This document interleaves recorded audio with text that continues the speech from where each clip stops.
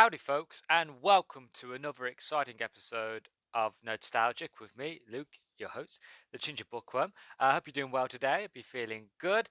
This is our 9th episode, one away from 10. I was going to say I don't know what I'm going to do for my 10th, but that's a lie. I know what I'm going to do for my 10th episode, and I'm quite excited, and I think people are going to enjoy it. It's one that a few people have been asking me to do for a long while actually since I began, but I've been holding it off for that special moment. I think the 10th episode is perfect for that. So I look forward to that next week. Also, I want to say thank you before we begin to everybody who listened to the Amelie and Me episode, and everybody who listened to the side quest, the World War Hulk short side quest short review. I hope people enjoyed them. I hope people liked them. I got a lot of support and a lot of love of a lot of comic podcasts and comic supporters, lovers, Twitter accounts on Twitter. So I want to say thank you to all those folks that retweeted it and shared it, and that it really, really helped. And I hope people enjoyed it. Like I said, it's kind of difficult to review a graphic novel because I can talk about the story all day long and the deeper meanings and all that, but when it talks about the visuals, it's kind of difficult. I'm not an artist, so I don't know how to best articulate my words to explain to you as to what's actually going on the page, apart from big scary monster, rah. So I can't really do much more than just that. So it was. I don't think it was a bad idea, but it is what it is. But anyway, that's not the point. I want to say thank you to everybody who listened to prior episodes. Now, moving on. Today's episode is going to be a good one, going to be an excited one. This is another one that has been asked by a few people for me to do, and I figured why not give a crack out of it. It's not as much research went into this one, I'll be honest, as the Amelie and Me one, because this one I've had a lot more experience with it than I have with Amelie. But this one was a bit of a loved one. I enjoyed doing this one. This was really nice going back. So today's topic, moving on, it's going to be about the Discworld, Terry Pratchett's Discworld, specifically the Beginner's Guide. Reason being is because I know myself, I had this struggle when I first started getting into Terry Pratchett's books, and now I'm pretty far in. I think I'm at the 25th book out of, I would say, 41 books in total. I think Terry Pratchett has, not including the lot of short stories that he did, as well as the other books he did that weren't part of the Discworld. I know when I began, I didn't know where to start, and for a long time I put it off because I wasn't sure as to the beginnings, really, about where to begin and where not to begin. So I figured that I would give this podcast episode today a kind of a beginner's guide, tell you where to begin, tell you the ins and outs, what to expect, what to enjoy, because the Discworld is an amazing world, really. It's one of my favourite places to visit. Whenever anybody asks me of any literature world that you'd like to go, it's up there. It's at number one. I'd like to go to the Discworld. I'd like to go to Ankh-Morpork, which is a city inside the Discworld, which is one of the biggest cities inside the Discworld. Well, is it the big city? Yeah, I'd say it's one of the biggest. Probably not the biggest. Probably Uberwald might be a bit bigger, or Klatch. I'm saying names now, and probably most people listen to this have no idea what I'm talking about. There's cities in the Discworld. Best way to explain the Discworld to you for any beginner. The Discworld is exactly what it sounds like. It's a giant disc, which is being held up by 4 elephants that are standing on top of a giant turtle, Artuin, and Artuin is flying through the vastness of, I'm not sure if it's space or the universe. I'm sure that one of the books explained it, but he's flying through this vast void of darkness. This big Artuin, the turtle, with the elephants standing on top of its shell, and on top of the elephants is the Discworld, where all of the characters of this world live. So that's the basic premise of it. It's high fantasy, but it's not high fantasy. It's very much it's very British. But I'll get onto that and explain that as we go on. But yeah, the Discworld is a fantastic world. Like I say, it's one of those that I will always choose to go to. And number two is Narnia. If I ever get the chance to go to Narnia during Christmas time, would be fantastic, would be enjoyable. And the third place I'd like to go, I'd like to travel with Arthur Dent and Ford Beetlebox in the Hitchhiker's Guide to the Galaxy universe. I'd like to go travel with him and his, like, just traveling the universe, going to see all the mad, crazy creatures of the universe. I would even be happy to listen to a Vogon do poetry. I'd be happy for that, even though it's one of the worst things ever. It'd be nice to experience it, to say that my ears started to bleed and my eyes started to water, but it was worth it. But anyway, so this is what this topic is today. We're going to go talking into the beginner's guide of Terry Pratchett's The Discworld, where to begin, where you should start, what characters, what to expect, all that jazz, all the fun things that come into the Discworld and my experiences with it. And so strap in, get some hot chocolate, a nice warm drink, and let's have fun. Let's drop into the Discworld, shall we?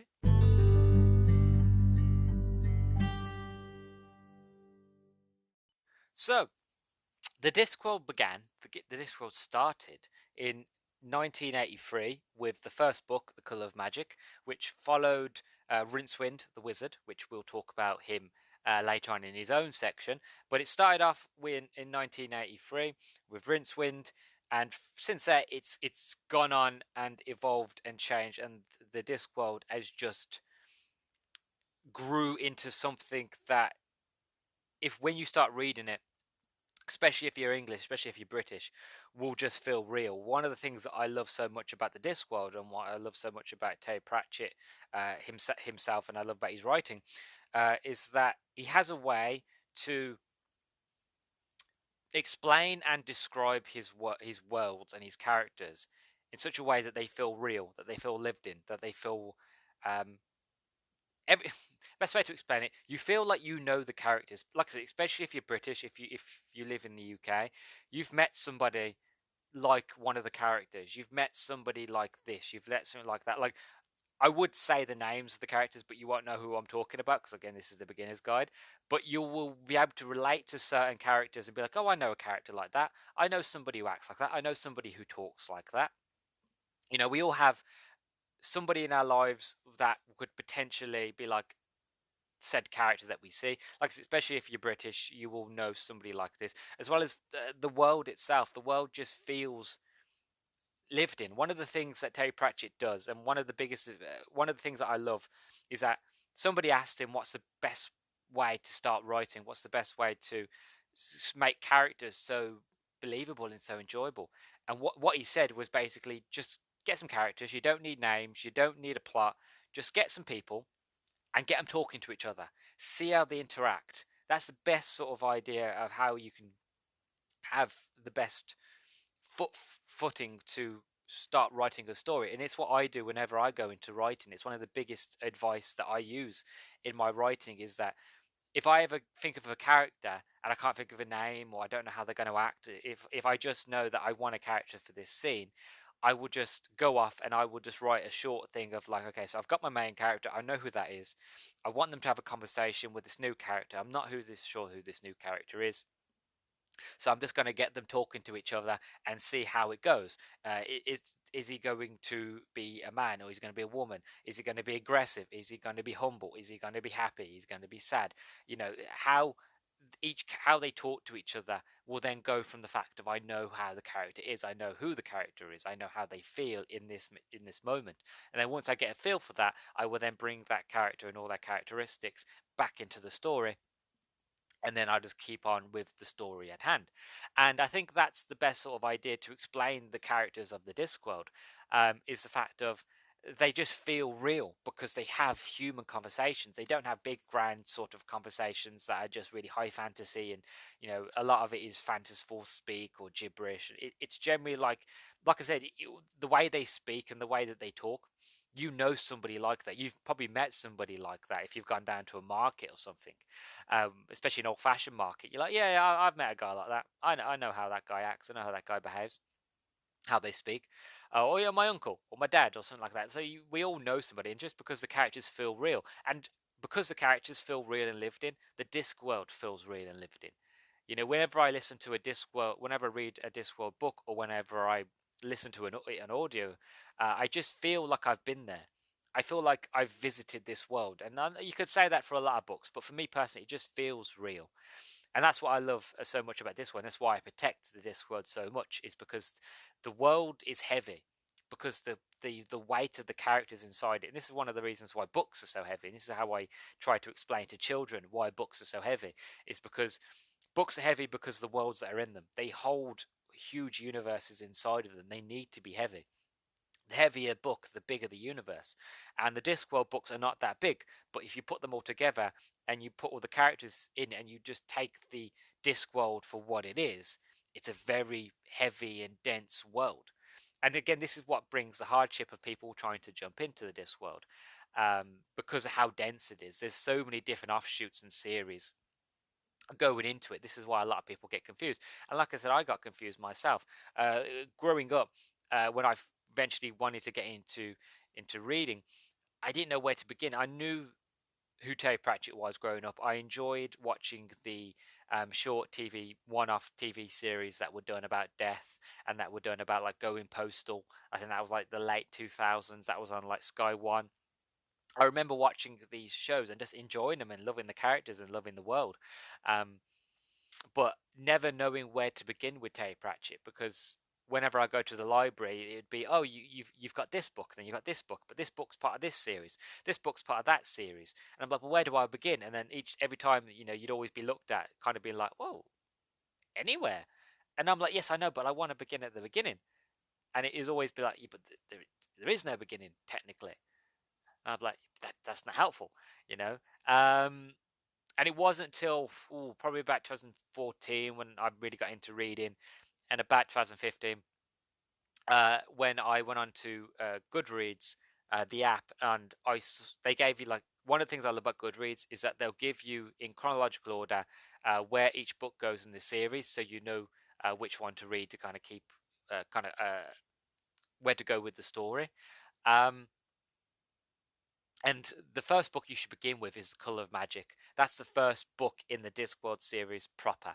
But one of the things I found with the Discworld, and one of the biggest advice I will give you before we begin, is that even though, me personally, I would recommend to read the Discworld books in order of publication.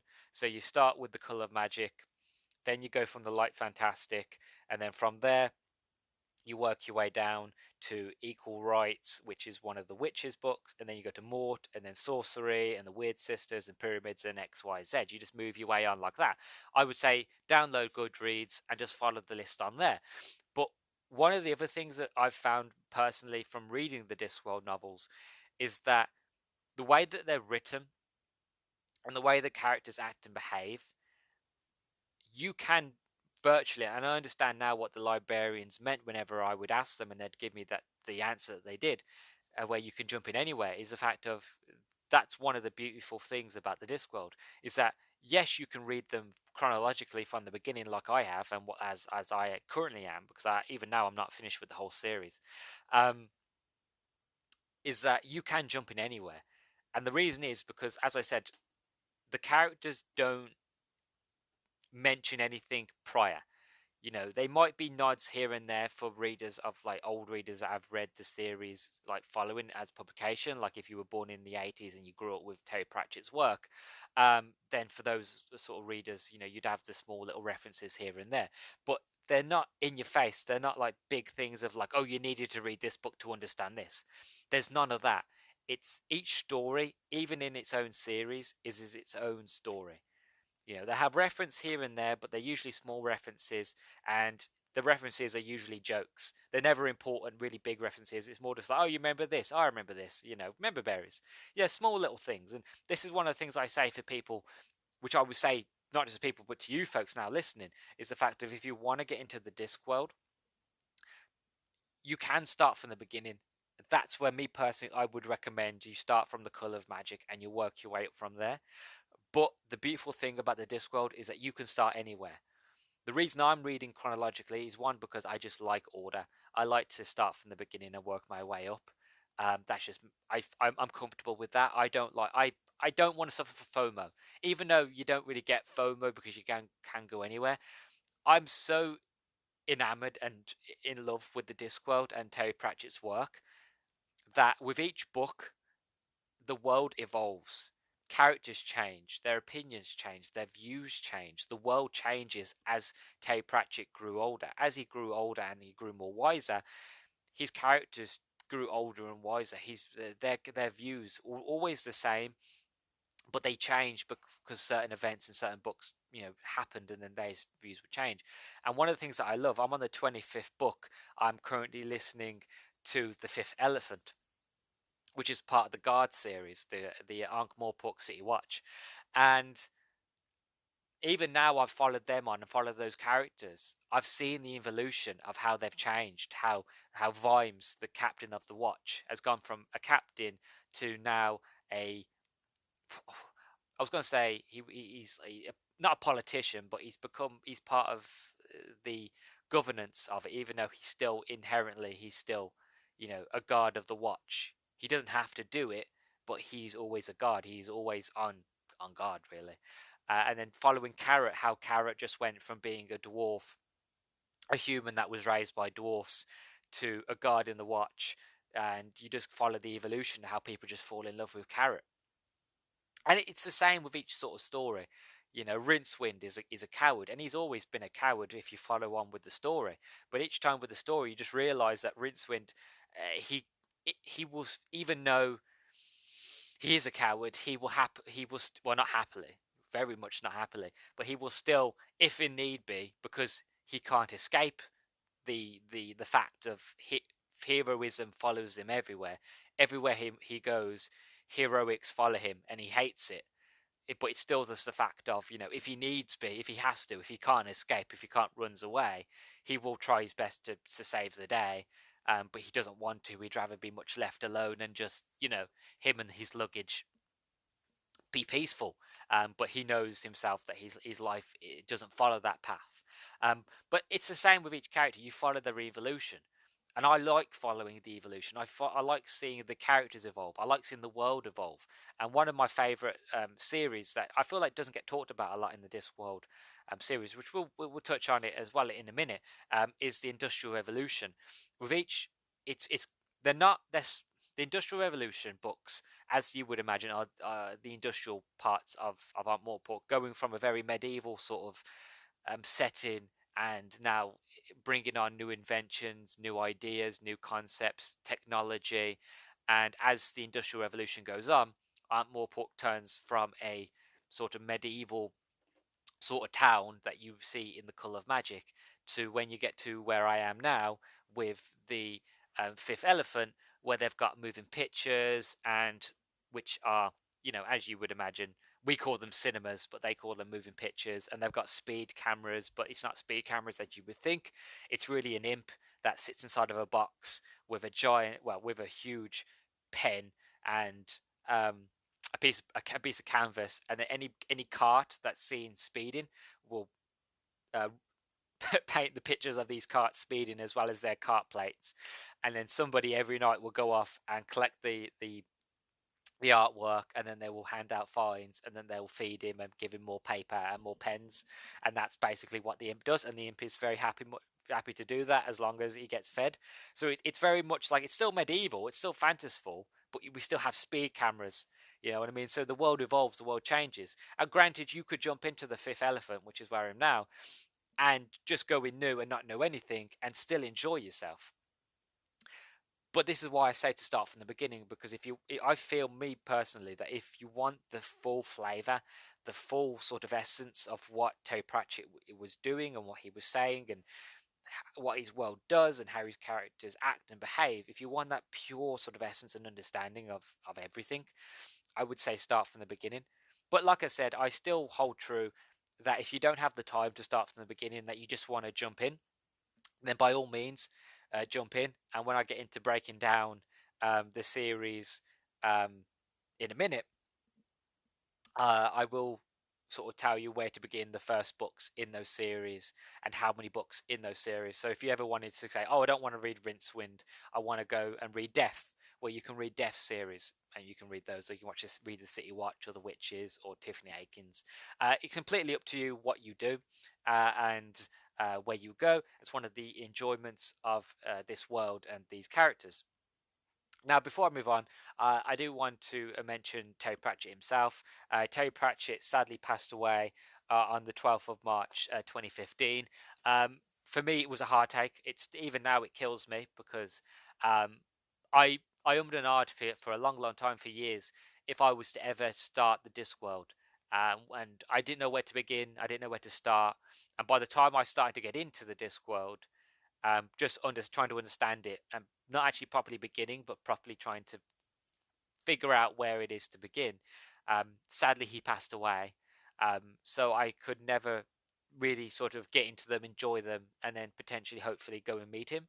It still pains me today. Like I've mentioned before in other podcast episodes, there are certain sort of people in the world that I still regret not getting the chance to meet, kind of like Robin Williams, Steve Irwin, Terry Pratchett is one of them as well. Heath Ledger, people who are so incredibly talented and creative, but sadly, they've gone before I was given the chance to meet. And Terry Pratchett is one of those. So I just wanted to sort of honor him and sort of have a quick sort of moment of silence, just to remember him and to remember his legacy and his incredible world, and how that, even though I'm still currently reading the Discworld, after I finish the Discworld I will go on to the Carpet People and all his other books, and I'll basically read everything he's ever wrote. So I just want to have a moment here of silence to remember Terry Pratchett. So a little moment of silence.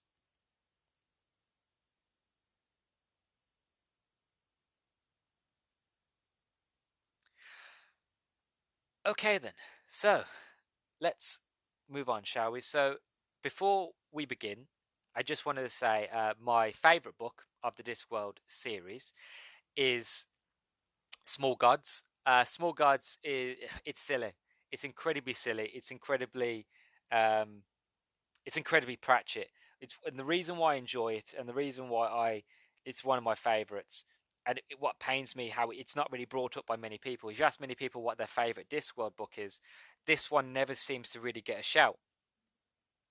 But I will read the blurb of it and try my best to explain afterwards as to why I enjoy it so much. So this is the blurb. Just because you can't explain it doesn't mean it's a miracle. Religion is a controversial business in the Discworld.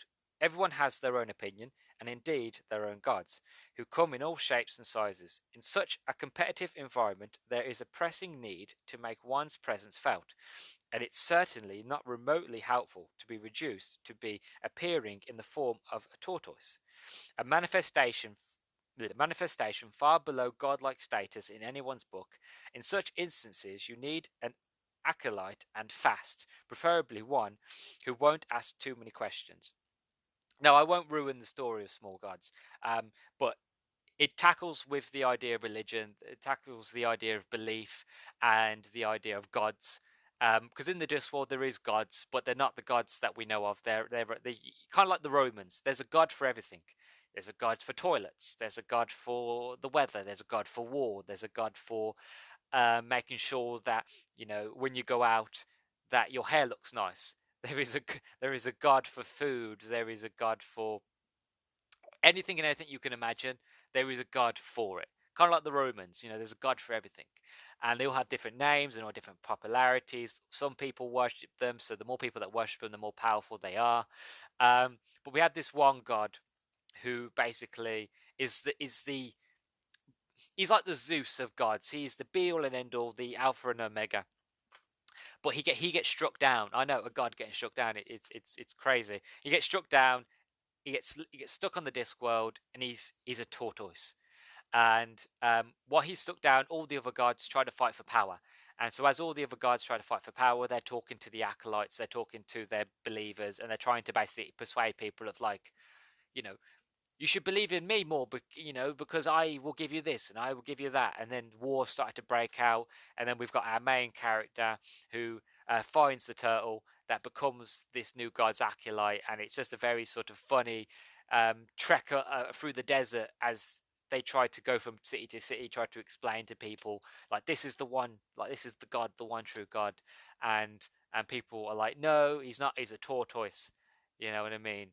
And he like, but like he can talk. The tortoise can talk, but nobody can hear him apart from his acolyte, the guy that found him. He's trying to explain to him with like explain to them that I'm the one true God. I am the God, and they're all sort of looking at this guy like this really scrawny guy, like no. So they all go to war over their gods, and it's a very satirical sort of way of explaining that, you know, the idea of religion and how that some people take it too far, and how that wars are fought over the smallest of things. One of the things that I love about Terry Pratchett, which I will touch on before we move on, is with his books, Terry Pratchett he was so clever and so whimsical and so wise that he could spin a story and make it political without making it political. You know, one of his books, Equal Rights, is about, you know, women getting equal rights. How there was you have the Wizards Guild in the Discworld, and that the wizards could only be male, and that it has to be the seventh son of the seventh son of the seventh son, and then that son can then go off to be a wizard. Whereas in this situation, the seventh son of the seventh son's daughter is the one, you know, she becomes the seventh child, but it's not a son, it's a daughter. And so the Unseen Academy, which deals with the wizards, basically say, no, she can't be a wizard because she's a girl, even though she has the staff. You know, she has everything, and she is the seventh son, the seventh son's daughter, just because she's a girl, you know. So it fights with the idea of equality, and this is where we first meet when Granny Weatherwax, and the story goes on from there. It deals with, you know, women's rights. It deals with equality, equal rights for everybody, and it's a very fascinating, sort of interesting story. And Terry Pratchett does this many times. This comes up a lot in all of his stories. The idea of like, it's not there in your face, but if you're smart enough and you're clever enough to notice that, there are sort of times where you can just go and go, I see what you did there. I see what you're talking about. I can see behind read between the lines, and I know what political or thing that you're talking about. Because these books can be enjoyed as they are, but then you look a bit deeper in them, you kind of see the more sort of smarter parts of them. You're like, aha, you know. So they are enjoyable. The books are fantastic, and Terry Pratchett, he does a fantastic job with his worlds. So I hope I persuaded you there. So we'll go on to the beginner's guide now, and we'll just explain as to where to begin, where to start, and how to enjoy it. But as I say, start from the beginning, my recommendation.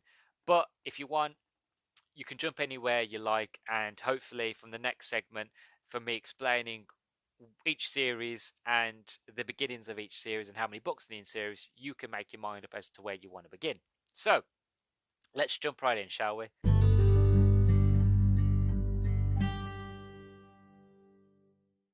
So, as I said, there are 41 books in total, which I know is incredibly daunting whenever you hear, like, oh, there's 41 books in a series.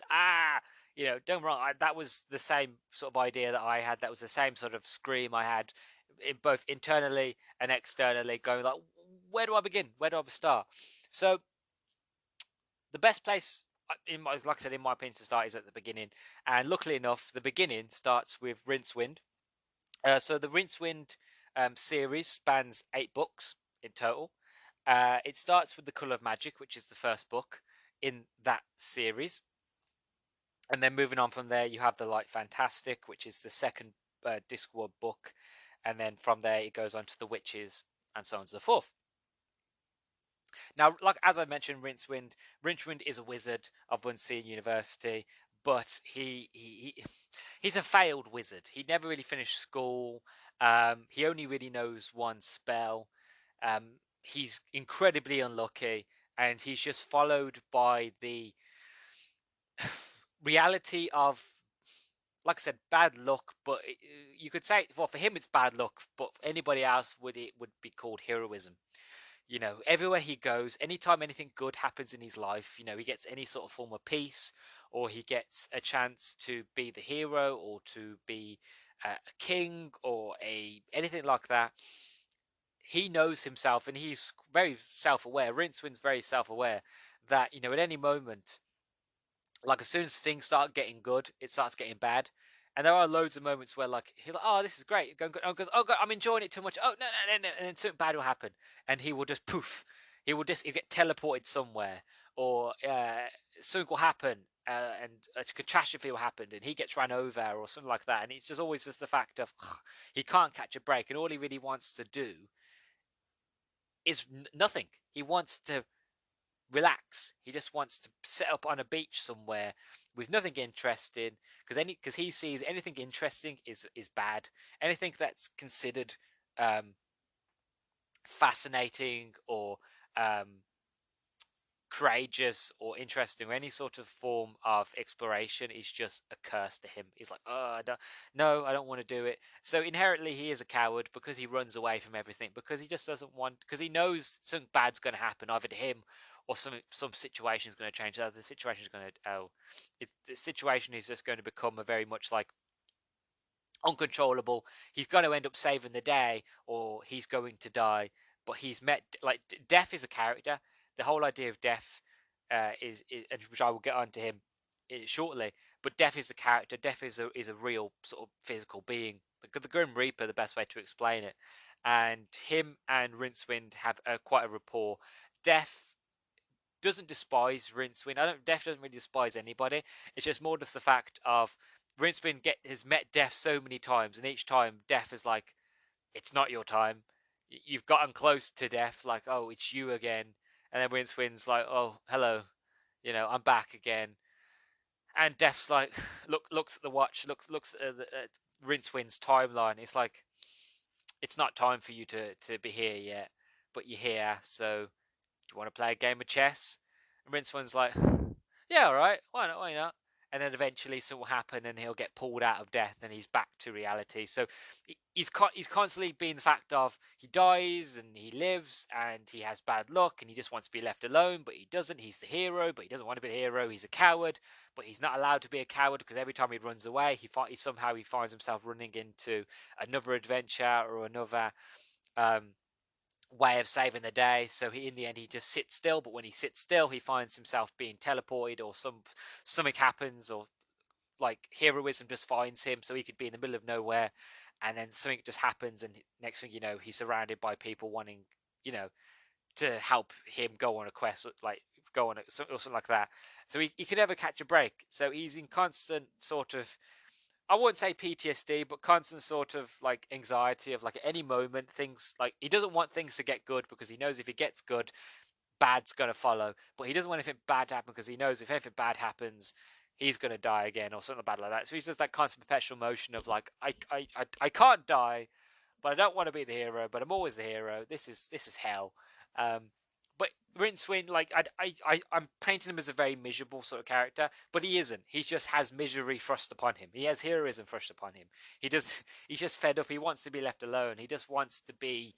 He works at Unseen University as if I remember correctly, as a trainee librarian. But even being a librarian at the Unseen University is difficult. But the thing is about Rincewind, it doesn't just follow Rincewind, it follows the wizards. It follows anytime Rincewind's there, usually the wizards of Unseen University follow. And I love the wizards of university. They're just a hilarious bunch of old men. You've got the Chief Wrangler, Wendell Poons, the Bursar. They're all really funny sort of characters. They all sort of get up into things. And the Unseen University, because it's so full of magic, and magic is so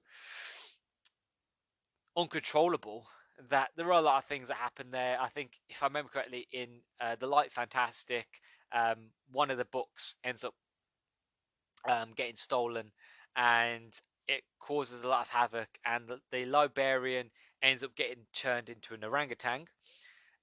He's very happy to be an orangutan. Life is a lot more simpler being an orangutan, and he's one of the librarians are my favorite characters. I'm a big fan of orangutans anyway; they're one of my favorite animals. Um, but the librarian, he's a fascinating sort of character. He just says the word ook, ook, ook. That's how he talks. But he likes his life. He didn't like his life as a human. He finds life as a an orangutan, should I say, very much simpler.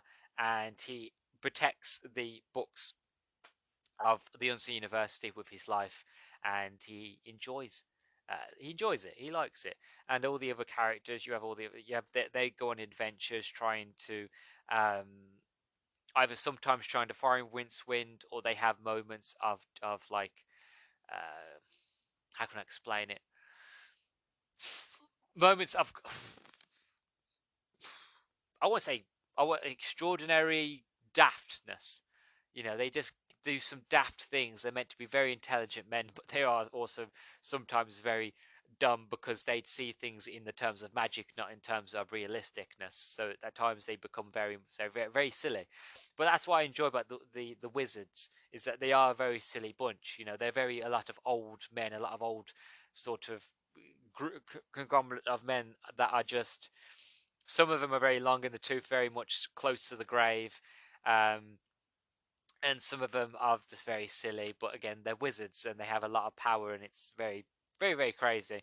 And Rincewind is stuck in the middle of this of being a wizard, but being a failed wizard and not very good at magic, but somehow still be able to do huge feats of magic. And they all kind of just look at Rincewind, oh, it's him. Why is it always him? And then Rincewind's like, I've been asking myself that question my whole life. Why is it always me? Don't worry about it. I wish it wasn't me. I wish it was somebody else. Um, so they always pick on Rincewind, and they always send him off to do things that he doesn't want to do. But again, it's just the enjoyment of the character. One thing that you will find with Rincewind, and one thing you'll find with the wizards, is enjoyment. You'll find laughter. You'll find laughter with all the characters. But if you want the most laughs, if you want the most giggles, generally just you can stick with the Rincewind series. As I mentioned, there's 8 books in the series completely. It starts with the Colour of Magic, and then you can just work your way from there. They are a very incredibly enjoyable bunch. They're just funny, and you will fall in love with all of them. You'll definitely fall in love with the librarian. Generally, the librarian, you meet him in the second book, the second Rincewind book, and actually the second book in the Discworld, and he will just blow you away completely, absolutely. So that's Rincewind. That's that series. So on to the next series.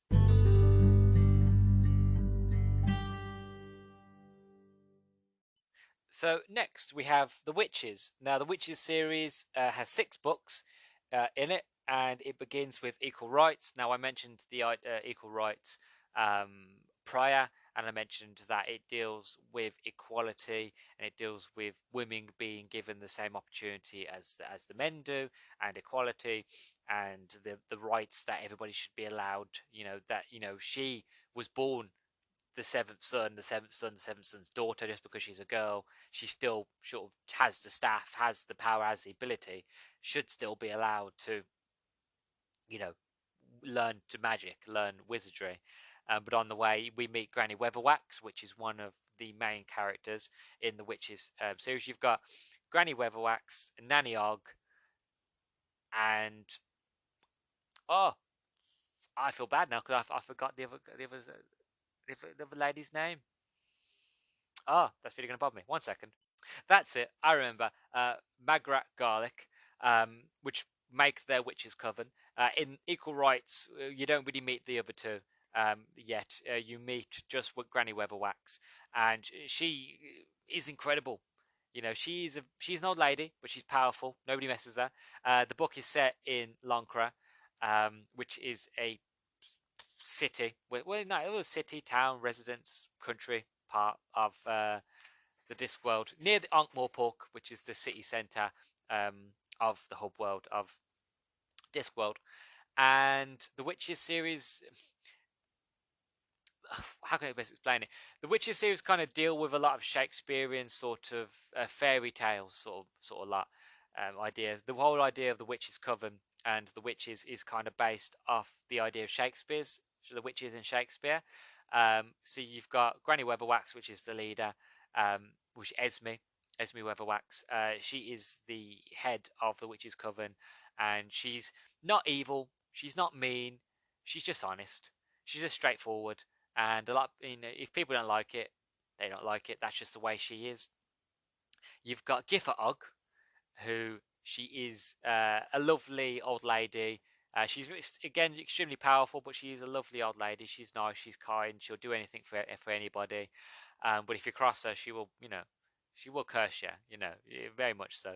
But she's a very sort of naughty, horny, filthy old lady at the same time. So she, there are a lot of moments where Esme has to step in and be like, "Githa," like stop that, and she's like, "Sorry, Esme," you know. And then you've got Margaret Garlick, who she's very young. She's new to the coven, new to the arts of witchery, and she's very sort of not lopsy daisy, but very very free spirited, very sort of hippie, sort of dippy, very sort of young. And you have times where Esme basically tries Magrat, sort of be like, this is not how a witch sort of behaves. You got to behave like this. And then sort of Githa Og, she's very much like, oh, don't worry about what Esme says. You be whatever witch you want to be. You know. So you've got like Granny, who's very old fashioned in the way that things should be, and the way witches should be.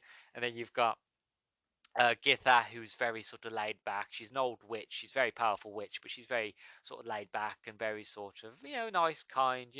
Kind of like your nan. She's very much like if your nan was a witch.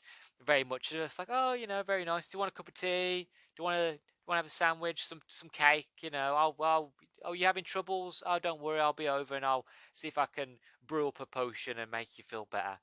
Very nice, very kind. I'm not saying Esme's evil, but again, she's just very honest, very forward, very much like this is the way it should be. This is how witches and wizards are, and this is how the world is. And people don't like it, and people just don't like that I'm honest and forward.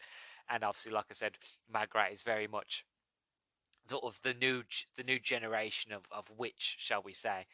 Very free very spinking, very free speaking, and very open and again very open and honest, but very sort of nuanced, new age. So the witches are fun. The witches are interesting. They follow again with a very Shakespearean sort of thing. A lot of their stories deal with fairy tales. For example, one of the stories which was called Macabre. I think it's called Macabre. Oh no, get my words out right. Come on, Luke, get it right. It's not Macabre. Yeah, get my words out. It's Masquerade. One of the books, which that is the fifth book in the Witches series, it deals with the Phantom of the Opera, but with a twist. With the Discworld twist on it, and go into the opera. Or you have Carpe Jugulum, which is where the witches deal with vampires and the idea of how vampires work and that sort of thing. So the Witches series deal with fairy tales. So if you want a Shakespearean sort of fairy tale but with a Discworld twist, the Witches is where you want to go. Like I said, as you would with the with Rincewind and as you would with the Wizards, you'll enjoy your time with the fairy tales and the twist on them with the Witches. Like I said, they're very funny, very interesting. Esme Weatherwax will have you thinking. Giffer Og will have you laughing. And Margaret Garlick will have you sort of Margaret Garlick kind of grounds it, in the best way I can explain it. She kind of grounds the idea of like you've got, like I said, Esme, who's very sort of old fashioned, Giffer, who likes to joke and not take things seriously, but also, if need be, she will be sort of the big powerful witch that she needs to be. Whereas Magrat kind of be like, oh, very much of grounded, very keeping it very sort of Discworldy, not realistic, but sort of realistic in the terms of the Discworld, of asking questions and trying to understand as to why this is or why that is or why are we doing this. And that's when the jokes come from Githa, and then sort of you always have Esme being, oh Githa, don't do that, don't say that, that's silly, that's dirty. And then so you always get Githa being like, sorry Esme, but she is a very naughty, horny old lady, but I love her. She makes me smile whenever sort of Githa is on. But the witches are fun. You'll enjoy the witches. So if you ever wanted something that was fanciful as well as fairy tales, but with a Discworld twist, that's the best place to begin, is with the witches. So yeah, that's where to begin. So I don't want to repeat myself. I just want to make sure before we move on, just remember it starts with equal rights. That is rights. That is spelled Rights, and there's 6 books in the series. And yeah, moving on to the next one.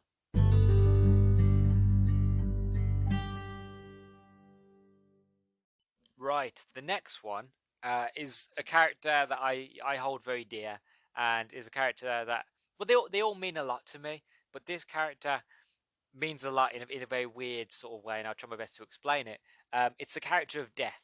As I mentioned, Death is he's ever present, and one of the things that I forgot to mention with the Discworld is that other characters from other series will, like I said, because it's one sort of continuous live and breathing world, there will be moments where the wizards will appear in the witches books, for example, or that the witches will appear in like the Industrial Revolution sort of books, which I will get on later. But characters always from other books will appear in others. You know, for example, there's a dog that's called Gaspode. You first meet him in the Industrial Revolution books, in Moving Pictures, which is the first book in there. But he appears all the time in a lot of all the other books. He mainly sort of appears in the Guards of Armorpuk, on Ankh-Morpork series. He appears there and he helps out the City Watch because he's a talking dog. Because he's been around magic so much, it's kind of done stuff to him, so now he can talk and he can't shut up. Um, but again, that's one of the characters that is sort of appears all the time, and that's the thing about death is, as in the real world, death is ever present. People die every day, and the Grim Reaper, Death, or whatever you want to call him, is ever present in the Discworld. He's always there. He's always around, and so there'll be moments in books where you have a character and then they will die, and then the character will sort of get up and be like, "Oh, where am I?" And then you'll have Death being like, "Hello, I'm over here," and then like they will turn around and he's like, "Awfully nice weather we're having," and they'll be like, "Oh, well, where am I? What's happened? I feel weird," and then Death will be like, "Ah, well, you see, you died, but not to worry. If you follow me, I can help you out."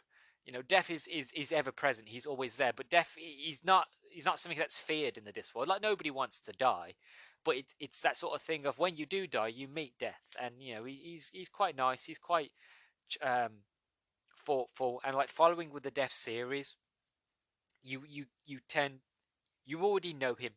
One of the things I love about Death, one of the reasons why I recommend to read the Discworld in chronological order, is because, like I said, you get these characters that pop up here and there. You can still enjoy them, you know, on their own. Never seen them in other series, never really getting a full introduction to them. But because Death appears all the time, is always there, you kind of see the evolution of Death, and especially in his own series, which begins with Mort, and there are 5 books in his series.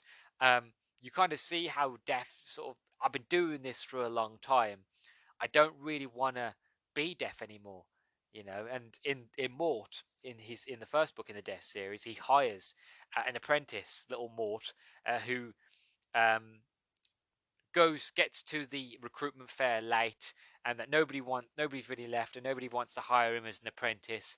And then Death sort of turns up and he's like, "Ah, I see, there's just you left, is there?" And then sort of more being like, "Yes, I'm what's left, nobody else wanted me." And he goes, "You're awfully tall." And Mort's like, I am, sir, yes. He goes, "Oh, you'll do." And then Mort sort of goes off with Death into, I'm not be sure, little Death's cottage. Really, Death has his own little microverse that he lives in, which is like free from time, and sort of Death sort of shows him around, tells him about the idea of what he does and what Mort will be doing. So Mort then takes over as Death, and he's not very good at it. He doesn't know how to do it, and sort of Death leaves and goes off and gets drunk. Well, and sort of floats around a bit, and you follow Death as he basically tries to figure out who he is, what he is, why he's there and how he has no friends and that sort of thing. Why Mort basically screws up killing people, how people are meant to die, but he doesn't do it properly, or he doesn't like the idea of taking people's lives, even though they're already dead, And he sort of gives them choices, and you're not really meant to give them choices. Of us like, well, you've died. You can play me at chess or play me at a game to come back, but most people don't live. The only people that have been able to do that, well, I'm not going to mention who because that might be a spoiler, but there are sort of moments where death people try to challenge death. One of my favorite death stories is actually a short story where death goes up against a philosopher, and the guy tries to philosophize the idea of death and life and consciousness. And death, he's heard this he's eternity, he's incredibly old, he's old as the universe. He's heard this conversation, he's had this conversation many times, but still he sits and he listens and he humans the philosopher. And in the end, the philosopher basically goes, it doesn't matter what I say, I'm still dead, isn't it? And death is like, yes, basically, but you gave it a good try. I'll give you that. The reason I'm doing my voice, because that's basically how death is. Whenever you listen to death during the audiobooks, the audio adventures, he's always, hello, it's me, very deep sort of voice. But like, Death is a very fantastic character, and Death is seen as an old friend. Death is ever present. In the Discworld, they know the Death's existence. Whenever they see Death, it's always the worry of they know who the guy is. You can see his face, but you always get a chill. Always that moment of just like, I shouldn't be seeing what I'm seeing, and a lot of people question. And whenever Death appears, people go, oh, is it me? Is it my time? And he goes, no, it's not you yet, but I will be seeing you soon. It's just those moments of when you get the characters sort of crap themselves of like, oh god, how soon? And Death is just like, oh, I don't know, eventually, but I'm not here for you. I'm here for him over there. But the Death is just a fantastic sort of character, very, very interesting. You find a lot more about death and the idea of what it is to be deaf and the idea of life, and it asks the deeper questions of consciousness and what it means to be alive and how to enjoy life and to cherish it. One of the things about death that I love about the Death series is that we get to meet one of my favorite little characters, which is the Death of Rats. And I won't really go into it, but basically, the Death of Rats appears one day, and when I say the Death of Rats, I mean generally it's a rat skeleton, so he's only tiny. And I would say if you had a desk near you or some sort of surface, if you just raise your hand above it at a certain height that you would expect a rat to be, it's about that big. He's only tiny, and he deals with the Death of Rats. Whenever rats die, he will appear. He'll be like, squeak, squeak, squeak, squeak, squeak. He talks in squeaks, and sometimes he will sort of partner up with Death himself, and they will go on adventures. Or Death will be like, for example, there was one moment in one of like in Small Gods, for example, one of my favorite books, where there's a war going on and the city's burning, people are being killed, and there's this it cuts off to it's kind of like a movie. You have these characters and they have this little moment where they go off and they have a revelation and the story carries on, and there'll be a little scene where the story pans to one side, and then you have this moment where you've got Death, and you've got this like standing at the top of these steps, and he's just got all these people that have died, and he'll be like, name, how'd you die? Okay, go over here.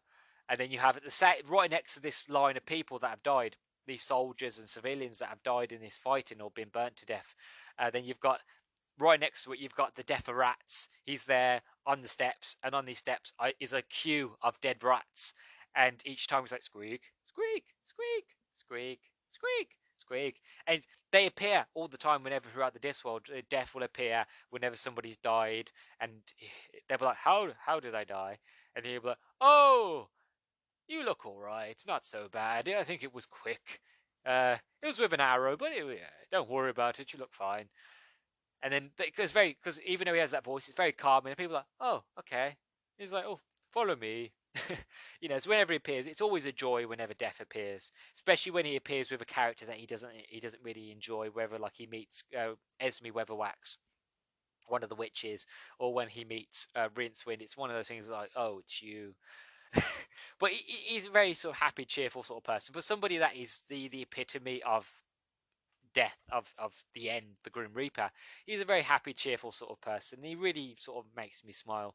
So if you ever want deeper meanings, deeper questions of what's life, but you also want to giggle at the same time, read the Death series. But you read any series that I've previously mentioned, or I am going on to mention. Death appears because death. He's ever present. Death always happens. Death is always around. So it's the sort of thing of like, you can read the Death series and get a better understanding of him, or you can just read other series, but you'll always meet Death. Death is always there. You'll meet him as a friend or as an old coat. It will feel warm and comfortable whenever you meet him. It's like, oh, that's nice, and like it's very lovely.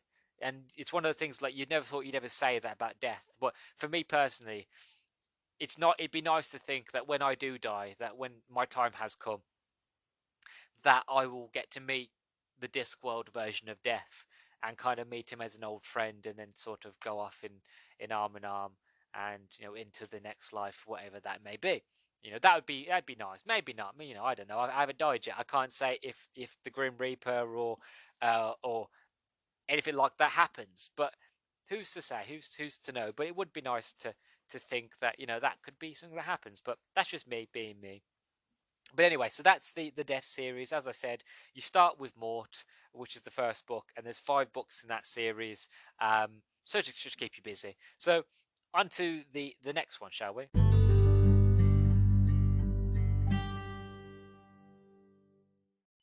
Right, so next on the list is City Watch. In the City Watch, there are 8 books in the series. It starts with Guards, and I've mentioned the City Watch before. I've Memple? What is Memple? I mentioned Captain Vimes, Corporal Carrot,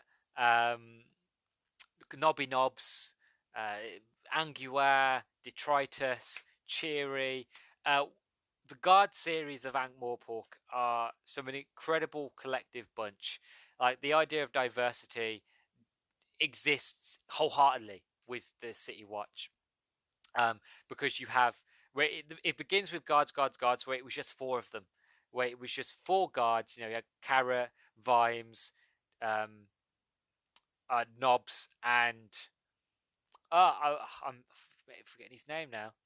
It starts with a C. I can't remember. It'll come to me. Basically, there was 4 of them, and they were sort of dealing with their problems. And as you go on, as the characters evolve, as I mentioned prior, these books evolve, these characters evolve, and the evolution is the most evident and the most prevalent in this series. Because in this series, it goes from 4 of them, and then on to the next book. It basically they explain how well they did with the events of the first book in Guards, and dealing with dragons and the like, that they've been given the budget to expand, and not just expand, but hire men, hire women, hire trolls, hire dwarves. And again, this is one of those moments again where sort of Terry Pratchett goes off and he sort of talks about the equal rights and the politicalness of it, and the idea that trolls and dwarves don't like each other. They don't get on with each other. But when you're in the Watch, it doesn't matter who you are or what you are, whether what race or gender or sexuality you are, you belong. Once you're in the Watch, you are brothers, you are sisters. You know what I mean? It doesn't matter who you were before. Once you've joined the Watch, that is what you are. You are a watchman, and you look after other watchmen. It doesn't matter who they are or what they are. And it's very beautiful. It's very lovely. And this was back during like the 80s and 90s. This was, back with these sort of things that Terry Pratchett was throwing around. These sort of things that would talk about in the Discworld series, especially in the Guard series, weren't publicly and widely recognized and talked about until quite recently, in this decade, or probably the decade before. It's very lovely. You get Cheery. Cheery is a dwarf, but Cheery is a woman, and she likes to wear dresses, and she likes to wear sort of high heels and lipstick. And even though female dwarfs, they still have beards, she likes to kind of plait her beard and put like flowers in it and straighten it, make it look nice. And you have like Nobby Nobs who likes to dress up as a woman, because the whole idea is meant to be wearing it to go undercover, but he likes to wear it because it makes him sort of feel good and makes him feel confident. He just, and you know, if it's more comfortable than wearing armor, even though he's wearing armor on top of the dress, he just likes to sort of, the idea of, well, I like to dress up as a woman, but I like to wear protection as well, you know. And so you get the idea of that, and then you have Angua, who is a werewolf, you know, but she perfectly, you know, she fits into it, so she gets accepted. And you have Corporal Carrot, who is a human, but he was raised by dwarfs, and he classes himself as dwarfs, and dwarfs, even though he is like 6 foot tall, still class him as a dwarf. And they just, whenever anybody says it, goes, yeah, but he's just a very tall dwarf. He's still a dwarf because he was raised by dwarfs. He's done all the rituals. He is a dwarf, even though he is 6 foot tall and a human. You know what I mean? And you have Detritus, who is a troll, you know, who uh, is a really big sort of big bloke, a big.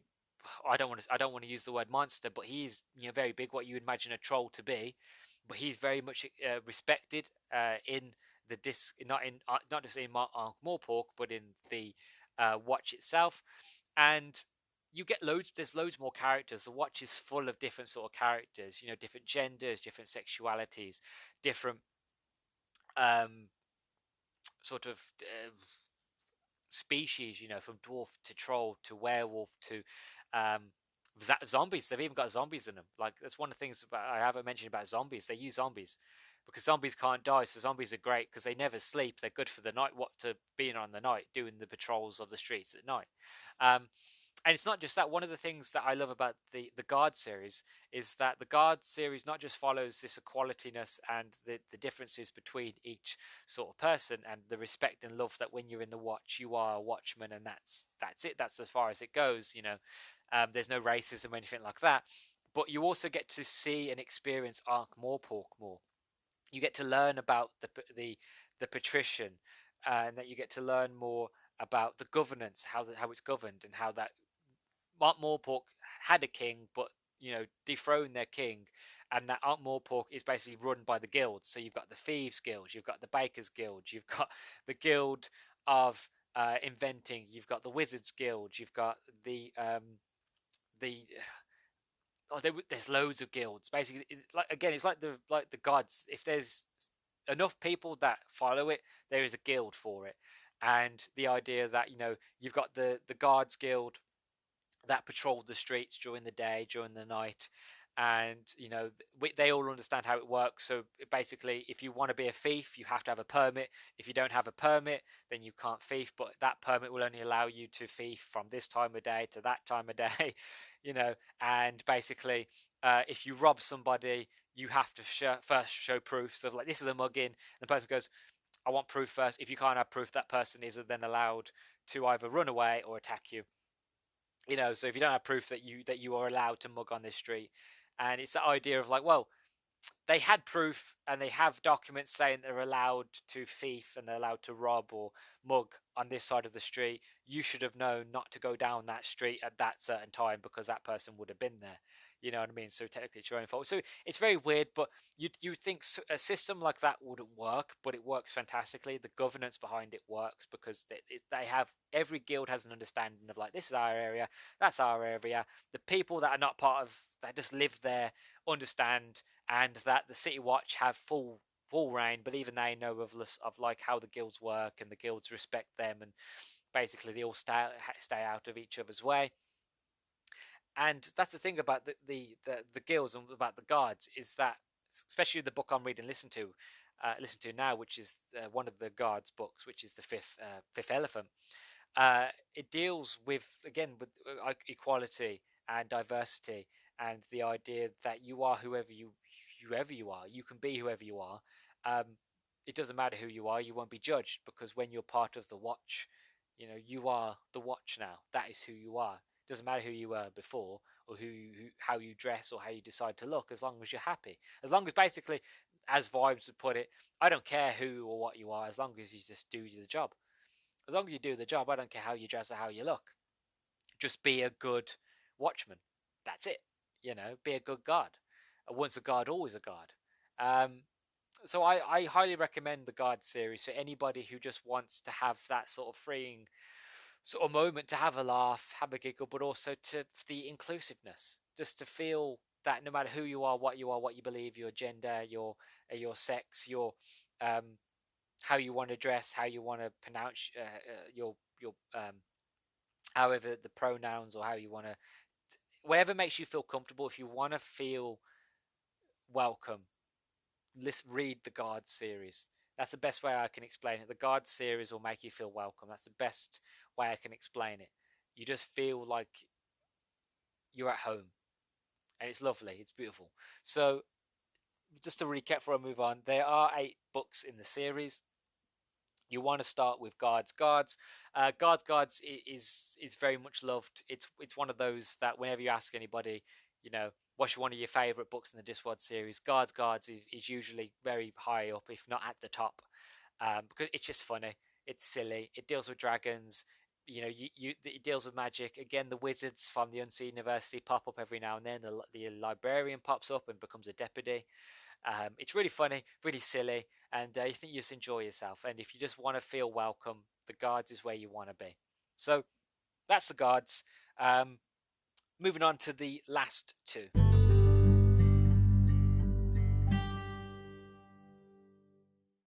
So the next one is the Industrial Revolution. As I mentioned, this one will probably be quite short. The Industrial Revolution follows the evolution of the Discworld. As I mentioned, if you read the books in chronological order, you don't just see the characters evolving and changing, but you see the Discworld changing and evolving. As I mentioned, where I am now with the fifth elephant, they've gotten to the point now where they have speed cameras. Now, technically, it's not a camera; it's still an imp, that paints pictures of speeding carts, but it's still technology. It's still sort of one step in ahead of getting to the point of, you know, technology that we kind of know it.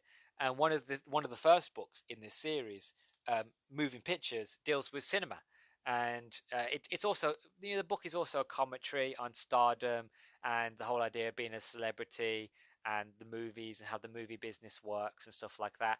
But also, it's talking about the sort of evolution of movies, where movies began, how movies were shot, and the idea of using cameras and how they shoot cameras. Again, how they use cameras is they get an imp inside of a camera to quickly paint the scenes as they're going on. So the best way to explain it is like a small imp just got loads of pieces of paper in front of him with a pen and just rapidly going painting, another piece of paper, paper, another piece of paper, and then you put those pieces of paper in order as they are shown, and then you run them really quickly through a light, they use like a magic sort of tool, so it's still sort of magical as well, with magic with technology. It went through a tool, and as moving pictures were, and as sort of cinema as we know it, you take loads of scenes, kind of like stop motion, and you put them all together in one sort of quick movement. And even though it's pictures, it's still a moving picture, and you get the idea of it, the idea of the Industrial Revolution.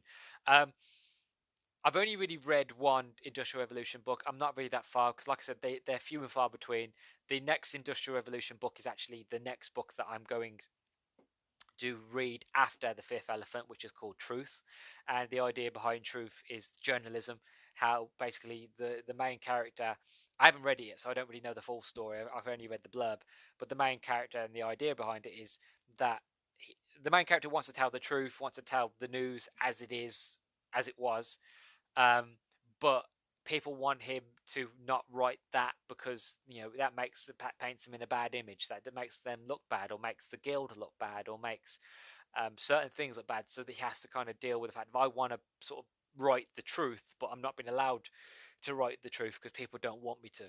So, like I said, I haven't read it, so I don't fully know. But that's the next one in it. So they are very sporadic. They appear here every now and there. There are 6 books in the series.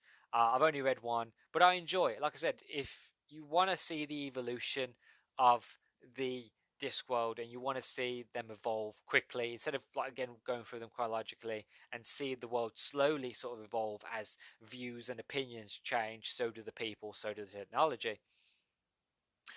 If you just want to jumpstart, you want to sort of be like, I want to see the world advance quicker then just go with the Industrial Revolution. Like I said, I haven't read many of them. I've only read one book in the series, but I enjoyed it for what it is and what it does. And I'm a big movie buff, so I love movies.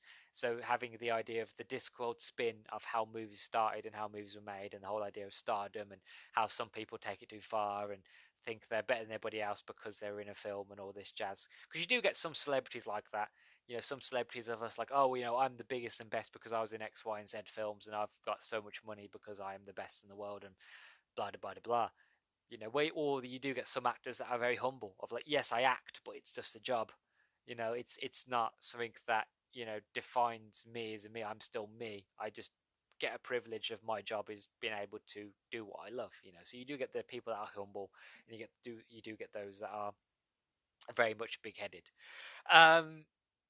So the Industrial Revolution, it's fascinating. It's really interesting if you want to see the evolution of the Discworld as it changes, going from a very medieval times to a very industrial sort of. Best way to explain it, the old sort of the British Industrial Revolution that we had here in England. Best way to put it into perspective. So yeah, check it out if that's something that interests you.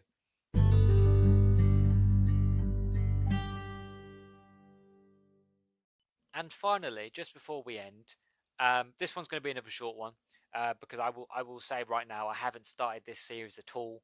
I haven't really begun. I don't know what to say about it, much about it. So it's going to be a very short one.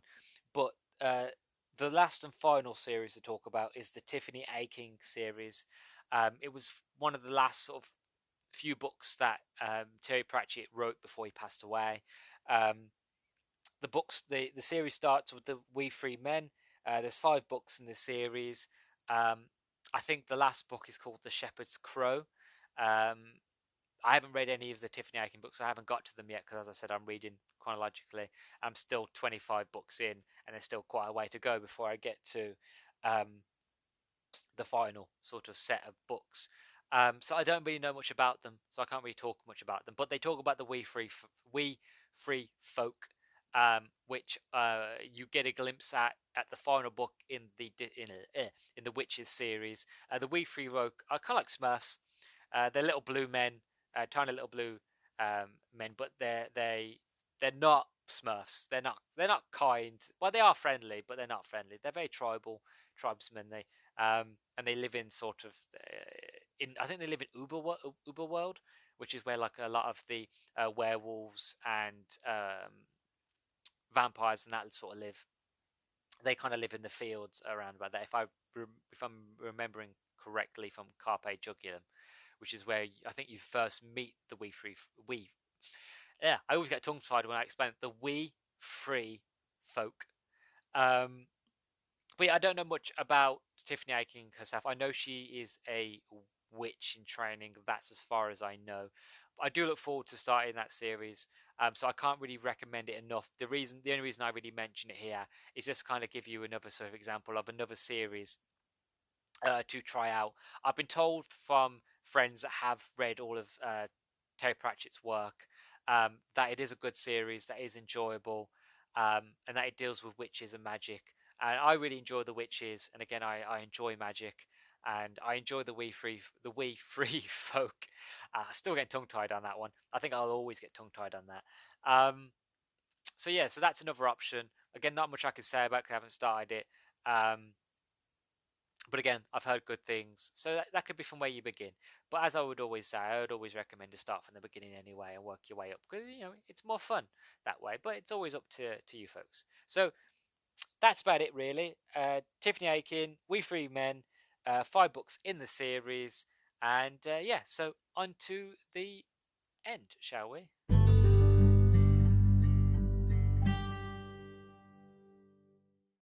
So we've finally reached the end. I hope that I have not confused you anymore, that I'm able to give you a good idea of where to begin with each book. If you need, then by all means, go back and sort of check out each sort of section as they are. I will run them down now just to kind of give you things in case you don't want to go back. So Rincewind, there are 8 books in the series. You start with The Colour of Magic. You got The Witches. There are 6 books in that series, and it starts with equal rights. You've got the Death series. that is 5 books in that series, and it starts with Mort, Mort, as in Mortimer, but shorter. You got the City Watch, that has 8 books in that series, and that starts with Guards. Then you've got the Industrial Revolution. There are 6 books in that series, and that starts with Moving Pictures. And then finally, you've got the Tiffany Aching series, and that is 5 books and starts with The We Free Men. So hopefully that has sort of kind of give you a good way to start with each series. Hopefully I've explained them as well as I can to kind of give you an idea of where to begin, where to start, and which one takes your fancy. As I will reiterate and repeat myself, I still recommend that you start from the very beginning and work your way up chronologically, just because it's easier and more seamless. Even though the books are written in such a way that you never feel like you're missing out. You never feel like you need to read certain books in order to understand what's going on. I still obviously recommend to read from the beginning, just so the idea of just to kind of see the evolution, to kind of see the way I see it. It's not just the evolution of the Discworld or any of the characters, but it's the evolution of Terry Pratchett's writing. As he wrote more books, you can see that he got more confident because he grew more a better understanding of the world that he was painting. You know, not saying that his work is bad. By all means, that's blasphemous. I would never say that because it's not true. But what I'm saying is the fact of when you start creating a world, no matter how much planning you put into that said world that you want to sort of create, you've still got to begin. You've still got to put pen to paper and start. And you've just got to start writing. And even with, like, for example, Harry Potter or like Narnia, I'm sure whenever those authors came along and was writing their world, that they didn't have all the ideas and everything all in one. Sort of the world evolved as they evolved, as their writing got better, as they got more older and wiser. They grew a better understanding of themselves and the world around them. That so did their characters. And I feel like that happened with Terry Pratchett, was the fact of, I don't know this for sure, this is me just speculating on from what I've taken from his work, is that as he grew older and grew more wiser, and grew more confident, not just within himself and his writing, but also his ability to understand the Discworld and its characters, that the world changed, the world got better, and just you see that a lot more evidently if you follow the books in publication in chronologically publication order. But again, you don't have to. Like I said, that's just how the Discworld's written, that you can jump in anywhere. And so I understand what everybody was saying to me all those years. It's like, oh, just jump in anywhere, and me, rightfully so, being peed off, being like, well, I want to start from the beginning. So I understand now where they were saying how there's no real beginning. You can begin anywhere. So I get that now. I understand that now. But I hope that I've given you folks listening a good idea of where to begin and what the series that are available to you, and basically what series, well, not that you should choose, but for me explaining each series, which one ever takes your fancy, and then jumping from there and just enjoy yourself. That's the whole point of the Discworld, is just to enjoy yourself. I know I enjoy myself, and I know when the day comes I finally finish the Discworld, that I will be emotional, and that I probably will cry and weep, because like I said, this world means a lot to me, and just knowing the fact of that Terry Pratchett is no longer with us, that I never got to meet him, and that I will never get to experience, once I finish this world, I finish this world, that's it. There will never be another book, there will never be another sort of story. That's kind of sad to me. I know that those worlds are always there for me to revisit in the books, but there are times where I sit there and think, I wonder what Rincewind's doing now. I wonder where, because I like to still think, because this world's so real to me. This world is so ever present in my literature world, in my literature life, that there are times where I think of, what's this character doing? Where is that character now? It'd be nice to have the idea of, to go back into the Discworld, into a new story, whether it be a big one or a short one, just to go into it and just to see what the world looks like now, how it's changed, and where it's evolved and gone to. Sadly, we'll probably never get that because Terry Pratchett's, if I remember correctly, when Terry Pratchett passed away, his memory drives on his computer were on, and a couple of other things that he had were in a museum. And if I remember correctly, I feel like I'm remembering this correctly, was that after a certain period of his the memory drives of his work had been shown off, that they would be destroyed, and I think they were set on fire and burned, if I remember correctly, or maybe I'm remembering that wrong. I think it was in his will that he wanted them destroyed, sometime after his passing, which I completely understand. I get it. You know what I mean? Because, for example, for Douglas Adams, before he passed away, he was in the midst of writing a new book that was going to fix the issues of the final book that he wrote for the Hitchhiker's series. I've read it. I wasn't a big fan of the final book, but he was working on an idea to fix it. Sadly, he passed away before he was able to, and that another author came along and took what Douglas had done prior, and carried on the story, and completed it. Didn't carry on the series, just finished off the final book. And I've read it, and I wasn't a big fan. You can kind of feel the fact of where Douglas Adams began and where Douglas Adams got to, and where the other author picked up. You can just feel the drop off. You can feel the point of, like, oh, I'm no longer in Douglas Adams' world. I am now in this author's world. I'm not saying the author that carried on was bad. The author did a good job, to be honest.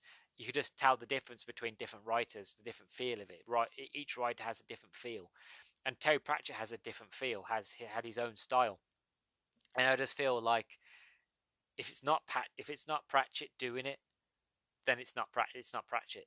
You know what I mean? If it's not him, then it's not. So I completely understand. If it was me, if I had a world that I hadn't finished, I don't know if I'd want it destroyed. Maybe want it saved somewhere, but I wouldn't want it finished, and I wouldn't want it continued. If I didn't finish it by the time that I was to die, then it won't get finished. You know, I don't know if I want it destroyed or not. That's a different question, but I understand where he's coming from. I really do. Um, it is a shame that this world can't continue. It is a shame that there's no uh, there's nothing new. Um, but there'll always be the Discworld, and like I said, I've still got the enjoyment that I can enjoy the rest of his books, the rest of Discworld, because like I said, I'm only 25 books in, so I've still got quite a way to go before I get to the end, so I can still enjoy them for a while. But again, there will come a day when it ends, and it will be very, very sad. Um, that's just the way it is, you know. There are other things I didn't mention as well with Terry Pratchett. For example, he has written other books like The Carpet People, and he wrote a book about. I haven't read these ones, but I've been told they're really good, about trucks and diggers, which I really want to read because they sound so silly. But I just really want to get into those ones as well. But also, he wrote really loads of short stories. I've read a few of his short stories. That kind of A lot of his short stories pertain to the Discworld and Discworld characters. And his short stories are really fun. I think some of his short stories are some of the funniest ones. He did one short story about Punch and Judy. Again, very silly. Very on the very well, not on the nose, but very Pratchett, definitely. But that was a Guard series. That was a Guards of the Watch, following on Corporal Carrot and trying to find out. Somebody was murdered, and it was a case of Punch and Judy, the puppet play, and that's all I'm going to say from that. So just find it. It's free online, I'm sure, and just find it and read it and enjoy it. It's wonderful. It really, really is. But yeah, so that's the Discworld. I have much love for it. I protect it. It's one of those literature worlds I protect wholeheartedly. When anybody says anything bad about it, it's one of those where I'm not horrible. I'm not mean, of course. But it's one of those where I'm like, just leave it alone. Leave this world alone.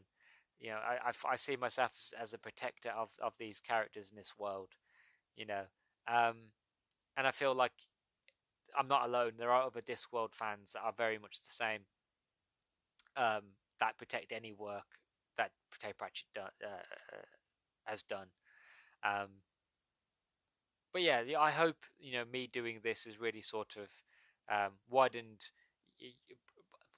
your anticipation to want to read the Discworld. I hope I haven't confused you more, and yeah, I just hope that you just take the plunge. No matter where you begin with, you start like I did chronologically, or you jump in anywhere. That you enjoy yourself, and I feel that you will enjoy yourself. This world is incredibly British, incredibly silly, full of comedy, full of love, full of passion.